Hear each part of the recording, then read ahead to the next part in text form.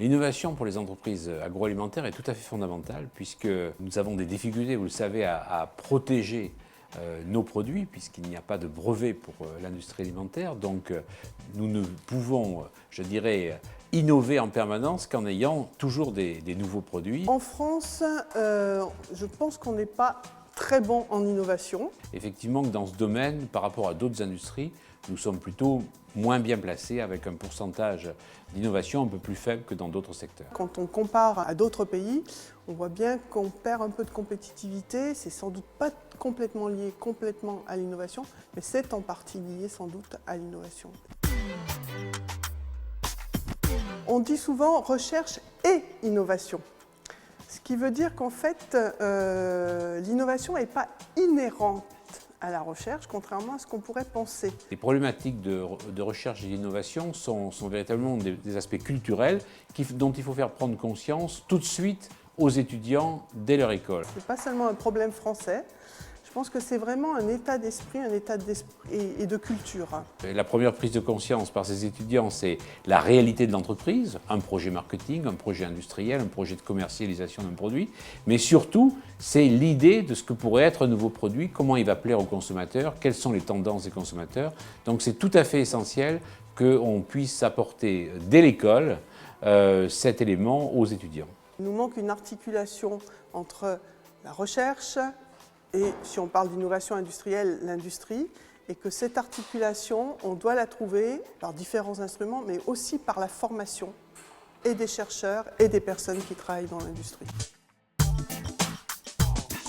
Non seulement je pense qu'Ecotrophelia a sa place, mais je pense qu'il occupe un terrain qui n'est occupé pour l'instant à ma connaissance par quasiment personne d'autre. Ecotrophelia a un énorme avantage, c'est qu'il, dès l'amont, c'est-à-dire dès l'école en quelque sorte, il donne cette démarche innovation aux étudiants. Ecotrophelia intervient dans un domaine de formation qui fait défaut en France.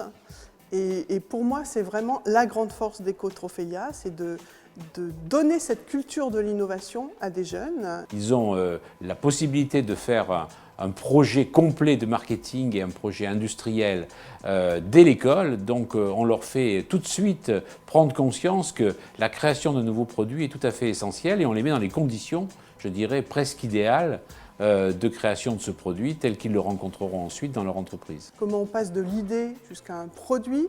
Donc c'est vraiment toute cette culture-là et toute cette formation-là qui me paraît être une grande force d'Ecotrophelia.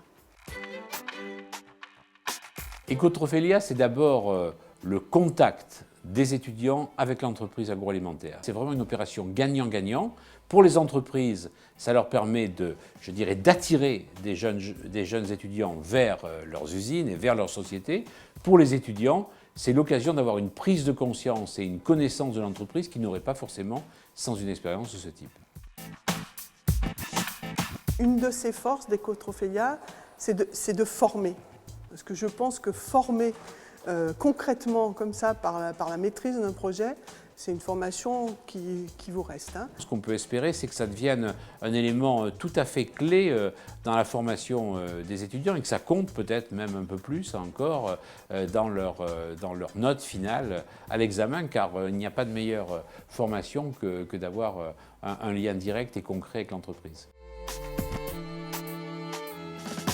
Aujourd'hui où la compétition est rude sur les CV, je pense qu'effectivement, dire déjà qu'on a participé à Ecotrophelia, ça monte un état d'esprit.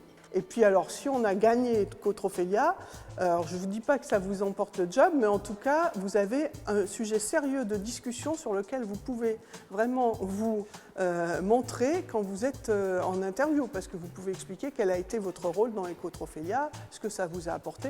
Bon, tous des éléments qui vont vous différencier des autres candidats potentiels. Ecotrophelia est une réussite absolument remarquable, d'abord parce que effectivement on a tous les ingrédients de ce qu'on souhaite avoir chez les étudiants en termes de succès, que ce soit l'esprit de compétition, que ce soit je dirais l'innovation, le marketing, l'industrialisation, aller se battre pour être dans les temps, présenter son projet correctement. J'ai été épatée d'une part par leur passion, la passion qu'ils y mettent, par leur créativité.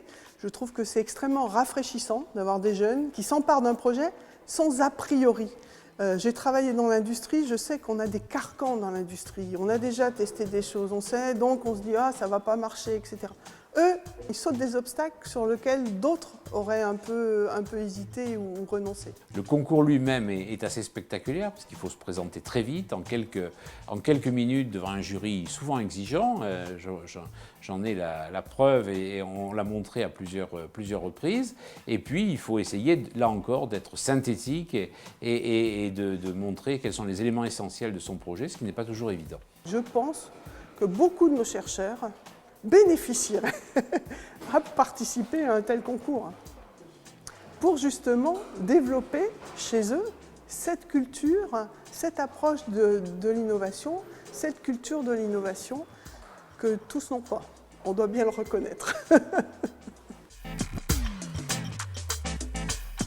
Aujourd'hui, Ecotrophelia est vraiment incontournable pour à la fois les professionnels de l'agroalimentaire et les écoles. Ça a pris une place qui est vraiment aujourd'hui incontournable. Tout le monde veut effectivement devenir aujourd'hui gagnant d'Ecotrophelia, puis l'extension européenne est la preuve que la formule est gagnante. L'ouverture internationale d'Ecotrophelia répond à un besoin qui n'est pas seulement français. En se confrontant à d'autres étudiants, d'autres cultures, d'autres façons d'approcher quelquefois les mêmes questions, ils s'enrichissent énormément.